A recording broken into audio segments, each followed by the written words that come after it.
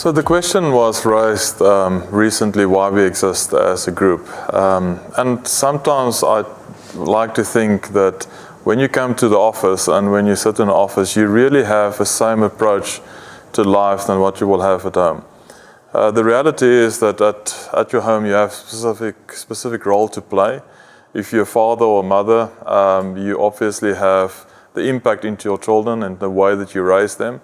And also you have the understanding in your heart of how you want to position or how you want your children to grow up. I believe that in an organization like AGH, we have very similar approaches. The question is, what do you use and what is the basis for understanding where you want to go?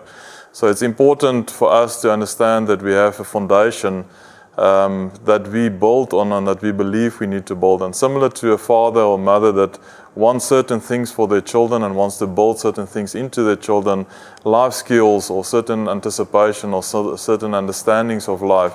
Similarly, do we believe that if we really want to achieve our goals, we need to align those understandings of what we want to build into the group with our purpose and our goals going forward. So what do we want to build into the group? We want the group, first of all, to understand why they exist, why we're here.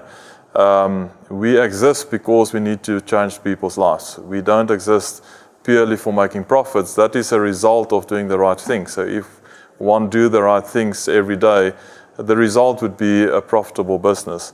But doing the right things also means that the reach that we have as an organization is that we want to reach people across Africa. When we do the right things, when we supply farmers with a good product, or whether we buy product from a farmer to process it, it must be done in such a way that the farmer or the customer would like to deal with us as an organization going forward. But also, they need to buy into what our purpose is. So if we say we want to make a change in Africa, it means that we want to get on the ground, we want to make sure that we reach a small-scale farmer or commercial farmer in terms of the inputs that they use, but also help them to train and understand how they can better their lives. I've seen a video recently, and you're welcome to look at it on YouTube, where we showed a little bit of our impact across the continent. And one of the ladies spoke at the end where she said for the first time she could be independent in terms of her own income that she generates out of farming practices. And that's really making a difference.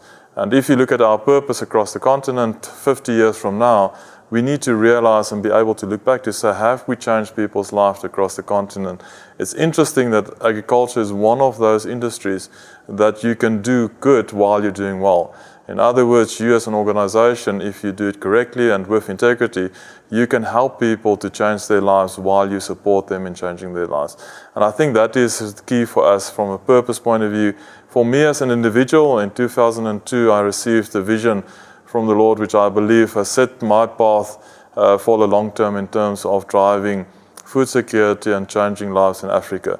So I'm still on the same path. I still drive it as long as the shareholders believes in what we're doing and believes that what we do is good for them in terms of their own returns. It's something that we will continue to do.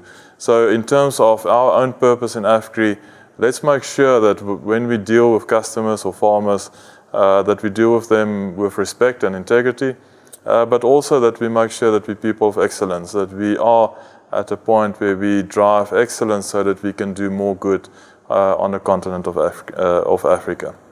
Thank you so much.